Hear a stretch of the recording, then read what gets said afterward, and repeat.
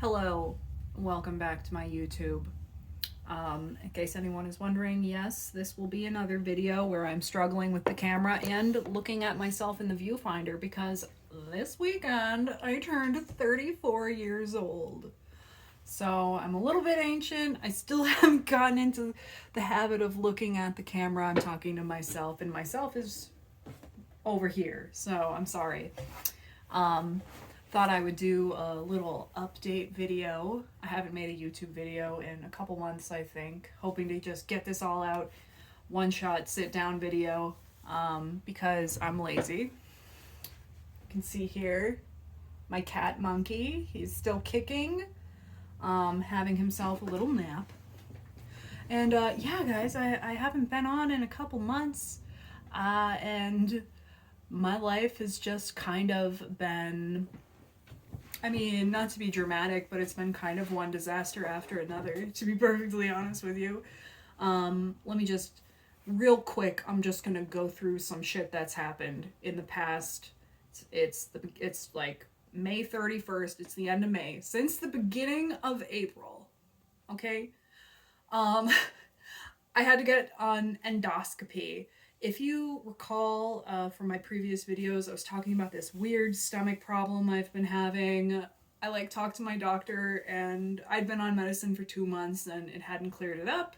And so she was like, okay, we're gonna put you under and stick a camera into your stomach. So that was a whole ordeal in itself. I was not looking forward to that because okay, still sober, 11 months, just past 11 months, gonna be a year in June. But I was having surgery, so that means I had to go on drugs, right? And I think that, strangely, I think that was the thing I was most worried about, or that was what I was fixating on in the lead up to this, because I just didn't want to be fucked up. Like, the idea of, going under and then, having to come out of a drugged state, that seemed really uncomfortable for me, but actually it was pretty great. I was glad that I was on those drugs. But basically, so they put me under, and I laid on my side, and they stuck a camera all the way down into my intestines, and they inflated a balloon in my throat to expand my throat, because I guess my throat was all tight from acid damage. And I woke up at one point during the surgery and could feel in my stomach a camera, a tube rummaging around inside of my belly. And I was on so many drugs, I was just like, huh. And I remembered, well, the doctor said that I would still be able to breathe, and I just remember going, and I just fell back asleep. But anyway, long story short, or short story long, I should say, they didn't find any tumors. I don't have stomach cancer. They did some biopsies of some tissue samples. It's not cancer. Basically, my stomach is just really inflamed for whatever reason. So I had to, so that's good news, but it's also frustrating because it's okay, now what do I do? No answer is I guess it's good that I don't have cancer, but I would appreciate, a benign answer, oh, you have a bacterial infection. Here, take this drug, it's over. But I didn't get that. So I've had to alter my diet quite a lot. Just only eating lower acid foods, and I had to quit drinking coffee. I had to switch to tea. I was drinking a pot a day. Apparently that can irritate your stomach. And I had to quit smoking. I'm on the nicotine patch. And yeah, so that was the first that happened. I had to have a camera in my stomach. Then I got the COVID vaccine, and I had a side effect, which apparently some women are having, some women and other uterus owners are having, where I had a super long period. I had a 16 day long period 16. And so I'm bleeding forever. And I'm like super angry. I'm like so emotional. And like there's no research on it. No one bothered to warn me that this could be a possibility. I mean, I guess it's just too vulgar a subject to warn us about, right? And then it turned out like they didn't even study whether this could be an effect. So I'm just like bleeding forever. And it finally stopped. I am fully flushed out. Fully like I'm not saying don't get vaccinated, but I probably have had enough bleeding for one lifetime. So then that happened. That's probably like mid-April. Then I got wrist surgery. You can see here my scar from it. And I had a cyst on my wrist. And because of all of the stomach things and the endoscopy and everything, I'd already reached my out-of-pocket max for my insurance. So I just decided, well, hell, I've had this fucking cyst in my wrist for 3 years. I got it when I started doing my computer job, and it was like connected to my wrist bone. It was like a cyst popping out of my wrist joint, so they had to cut all the way to the bone.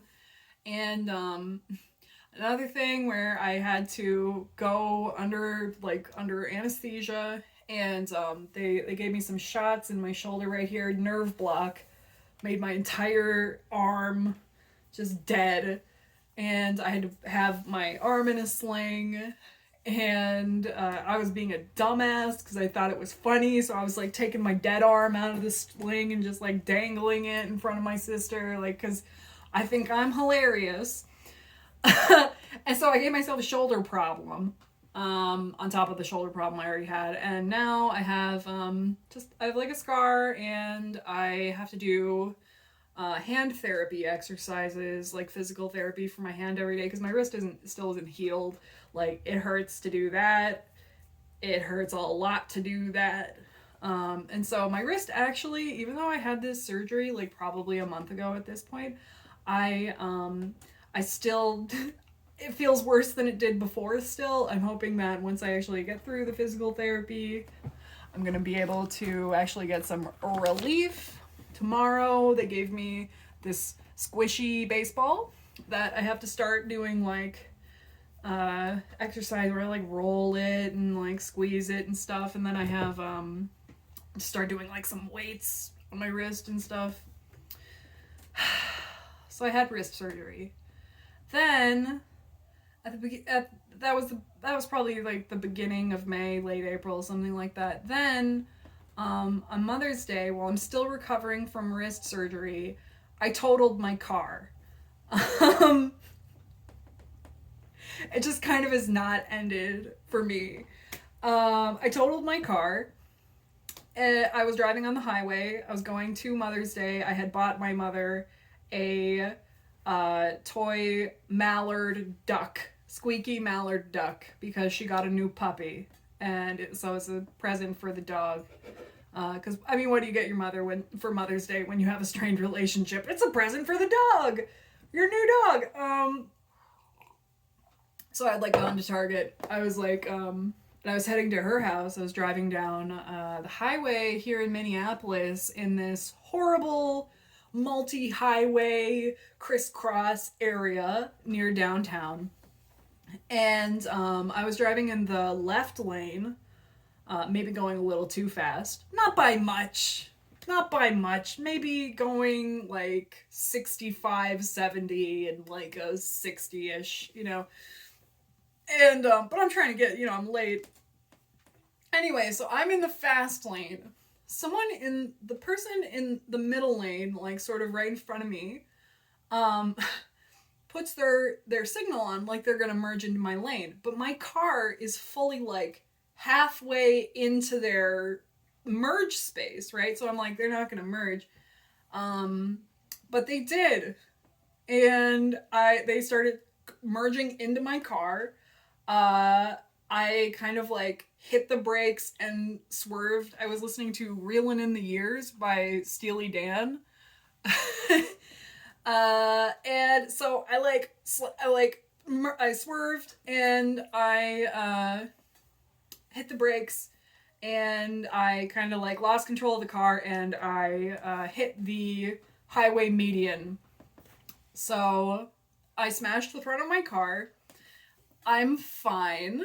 My shoulder, you remember the dead arm? Not helped. Not helped by hitting a wall, going probably at 30 miles an hour.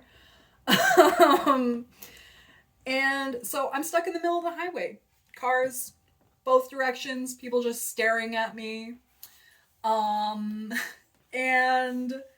so I called 911. I was like, I was in a car accident. They were like, are you hurt? And I said, I don't think so, but I'm totally stuck in the middle of the highway.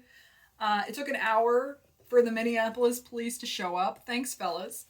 And when the cop got there, pretty sure this cop lied to me, because he like looked at my car and he was like, well, I don't think that I should file a police report on this one because honestly, if we file a report and you go through your insurance, your rates are just gonna go up. I mean, it sucks that guy made you do this, but it was a single car accident. Plus, if I file the police report, the state of Minnesota is gonna make you pay for the wall that you hit. Have you ever heard that before?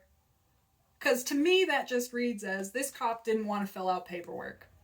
You know? But what am I supposed to do? I don't know anything about cars. I didn't even own a car until I was 30.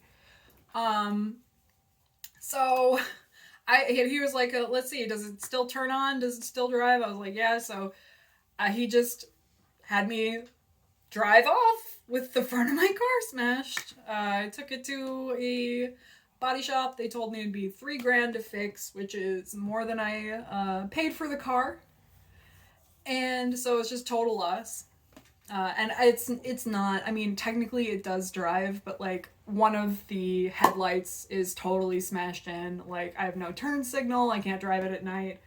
Plus I'm scared because the thing that triggers the airbag to come out is just exposed. So just any rock kicks up off the road. It's just, so then, so I had an endoscopy. I had a 16-day long period.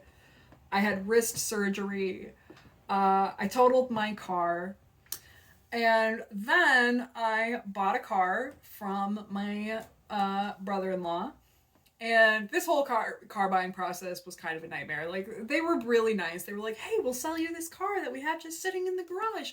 We don't want it. You can have it. We'll sell it to you for nothing. It's everybody wins, right? But it was just a whole ordeal. Like they lost the title and the tabs were expired, and it was like they thought it was fine, but I had to take it to the mechanic, and it had like $300 I had to put into it, plus it needed a new battery, and it was just like a whole ordeal. I think I've said ordeal a lot in this video, and that is just very much where my head is at right now. And so I had already put like $800 into this car, which, by the way, thank you very much. I had already just like fucked myself with medical bills, so I did ask for some help from my followers just because my emergency fund was in shambles.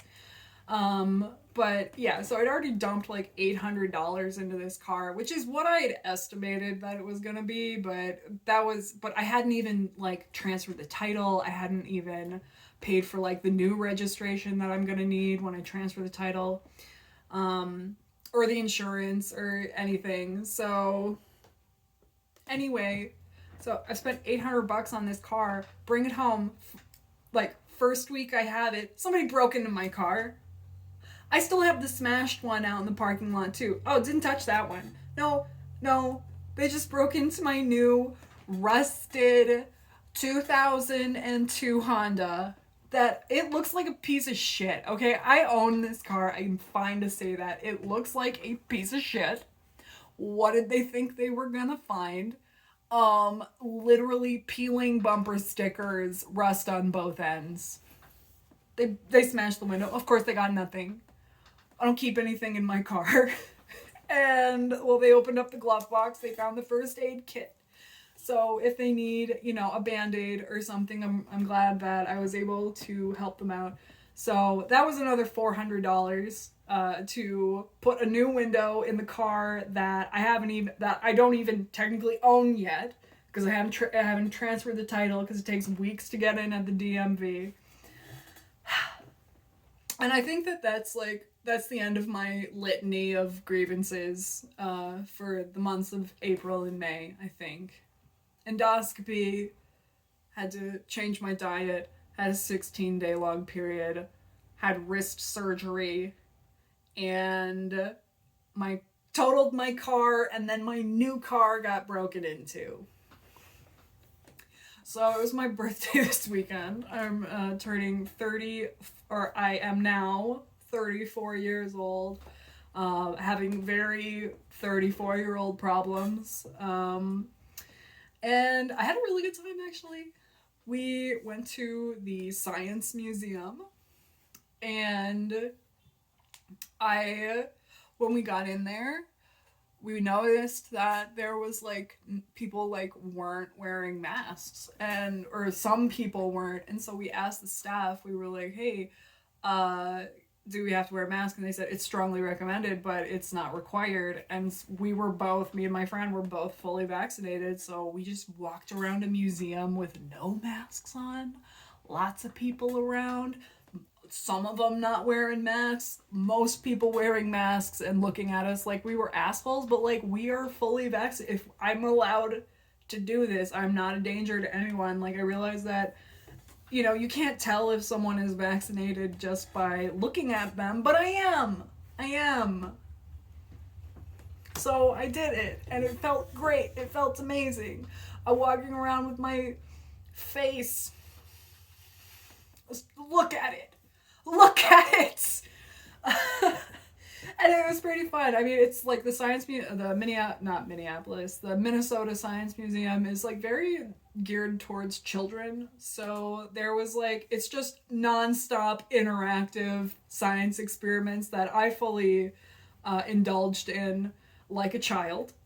And you know, I sat in a chair that vibrated, and I tested my reaction time with a pole you have to grab, and there was spirograph gears and light experiments and water experiments, and you know, playing a cello in the shadow, the bow cast shows the vibrations and stuff. I was having so much fun.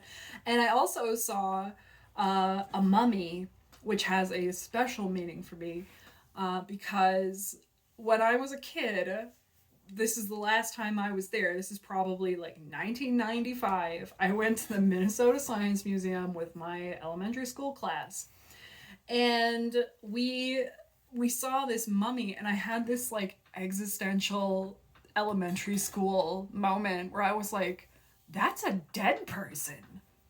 That's a real dead person. And it kind of haunted me. It really scared me when I was a kid.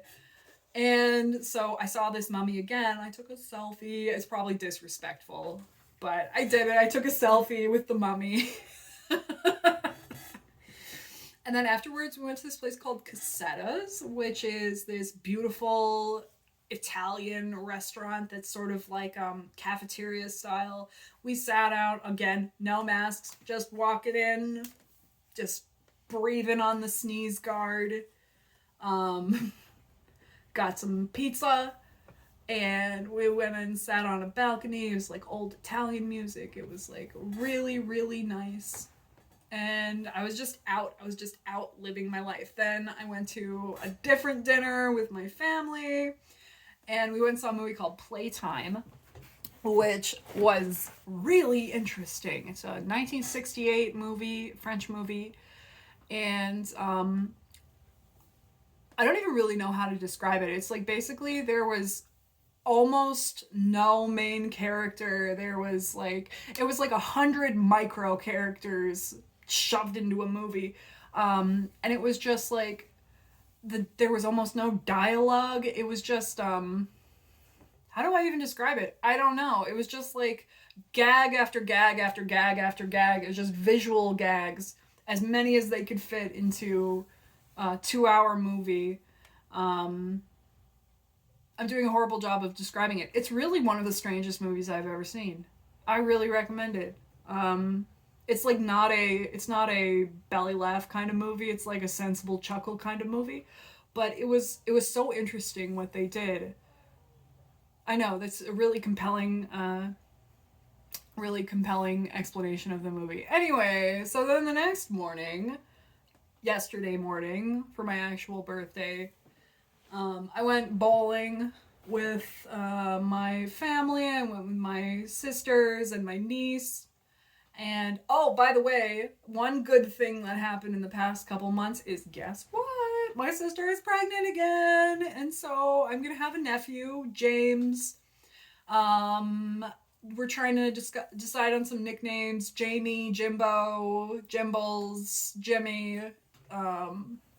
Yeah, I've never, obviously I only have one niece. I've never had a nephew before. My niece is going to be a big sister. I'm the oldest sister. I'm in a special relationship with my niece. It's like, I understand what this is going to be like for her. And yeah, that was pretty good. Anyway, I took my niece bowling for my birthday. First time she'd ever been to a bowling alley. She is 3.5 years old. It was very overwhelming for her. She did good pushing the ball down the ramp, and then we had the bumpers up too. So, you know, she got a pin or so every time, but there were some things she didn't get. Like, she'd take the ball and try and shove it directly into the gutter, even though the bumpers were up and it wouldn't go.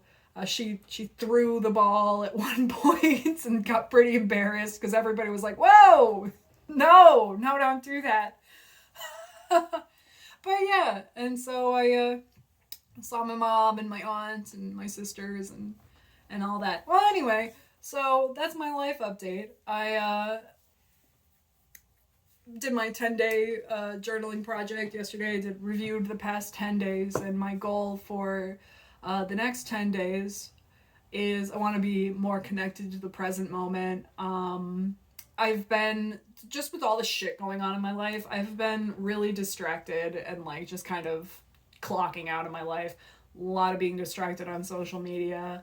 A lot of just watching television and not giving a shit about healthy living. And I'm really trying to get back into being involved in my life in a proactive way.